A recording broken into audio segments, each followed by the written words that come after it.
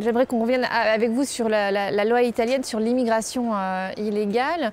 Le gouvernement de Matteo Renzi a-t-il plié sous la pression de la Ligue du Nord en réaffirmant cette loi inefficace?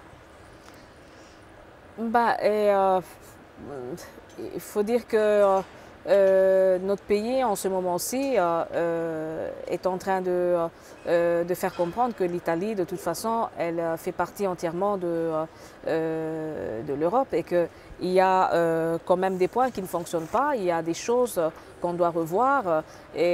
Donc l'Italie, c'est un membre de l'Union européenne, donc a tout intérêt à parler, à faire voir et à faire comprendre quels sont les points faibles et quels sont les points. On a toujours quand même parlé quand il y a des choses qui vont très bien. Mais aujourd'hui, je crois que c'est important quand même de pouvoir faire comprendre qu'il y a certaines choses qu'on doit corriger. D'ailleurs, je peux même dire, puisque la dernière fois que l'Italie a reçu une sanction pour ce qui concerne dans le secteur de l'immigration pour l'identification des personnes, moi je trouve que plutôt politiquement, c'était mieux quand même de pouvoir solliciter les pays qui ne font rien, puisqu'en quelque sorte, c'est comme si on passait un message négatif pour les pays qui en ce moment sont en train de beaucoup faire, sont en train de beaucoup aider l'Europe à pouvoir, disons, à pouvoir donner des solutions à cette crise humanitaire.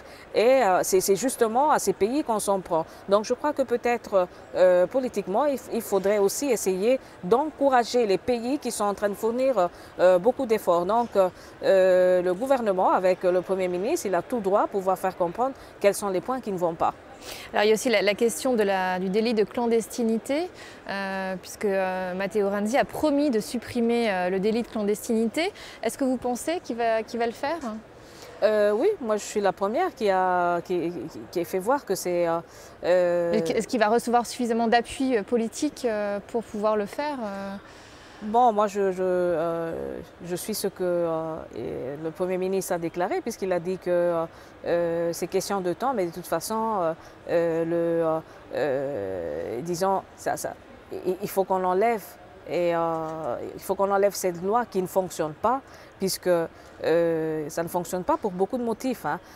Premièrement, c'est parce que la Ligue du Nord avait inventé cette loi pour essayer de faire une campagne électorale et faire comprendre qu'ils sont durs et très forts. Ils sont en train de faire une politique de fermeture des frontières, une politique sur les migrants en quelque sorte, en instrumentalisant les migrants, comme toujours, comme ça a toujours été leur politique. Et je crois que ça ne peut pas fonctionner. Premièrement, puisque les tribunaux sont toujours pleins, on ouvre des dossiers, on ferme les dossiers, sont terminés. Deuxièmement, on condamne les gens qui devraient être supposés collaborer dans la lutte contre les passeurs et la lutte contre les trafiquants des êtres humains. Donc, je me demande avec quel intérêt, puisque c'est en quelque sorte, je suis en train de bloquer et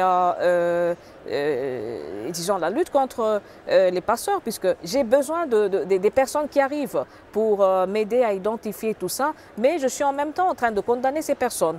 Troisièmement, et quand on parle de perception, je crois que c'est pratiquement le contraire, puisque quand on fait une loi qui est, disons, qui condamne les migrants en disant que les migrants sont des criminels, alors en quelque sorte, le message que nous sommes en train de passer, c'est un message qui, en quelque sorte, augmente la peur des migrants et ça augmente la perception du fait que les gens perçoivent les gens qui arrivent comme des criminels. Donc, c'est en enlevant cette loi qu'on peut arriver quand même à aider culturellement une population, c'est-à-dire arriver au fait de pouvoir dire que les gens qui arrivent ne sont pas de menace, puisque on ne peut pas généraliser. Bien sûr, on ne peut pas dire non plus que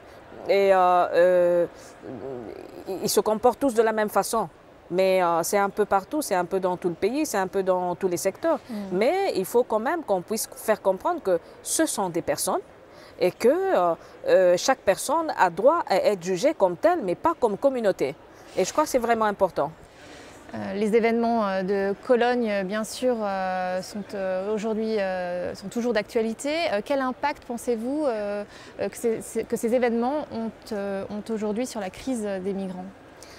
Oui, mais pour ce qui me concerne, c'est assez clair, puisque toutes les forces politiques devraient condamner à l'unanimité les violences qui ont été commises par ces personnes, mais ça ne doit pas être l'opportunité pour pouvoir instrumentaliser l'immigration, le thème des réfugiés, en faisant des associations qui sont vraiment très dangereuses, puisque en associant ces personnes avec uniquement tous les migrants qui arrivent, c'est comme si on passait le message, comme j'ai dit avant, tous les migrants sont des criminels, tous les migrants sont responsables des violences sur les femmes. Or, c'est pas ça. Moi, je crois qu'on doit bien se concentrer sur le sexisme. Et le sexisme qui est un thème très important et qui peut avoir, disons, qui peut se transformer et prendre beaucoup de formes.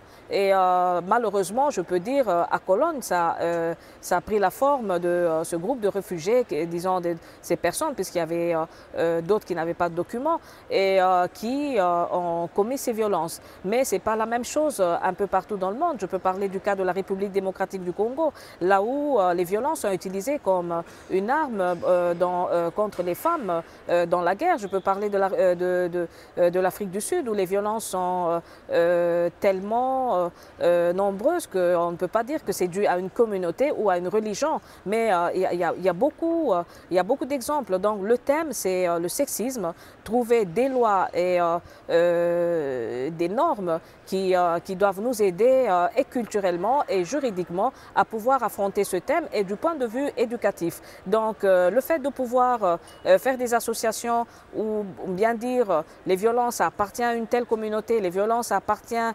à un tel groupe, c'est tellement dangereux que culturellement ça demande des générations avant qu'on récupère tout ça. Donc je crois que c'est le cas de pouvoir lancer le message à tous les groupes politiques qui sont en train de faire cette association et qui emmènent justement à une justice qui est une justice où chacun fait ce qu'il veut et les gens sont menacés à cause de tout ça.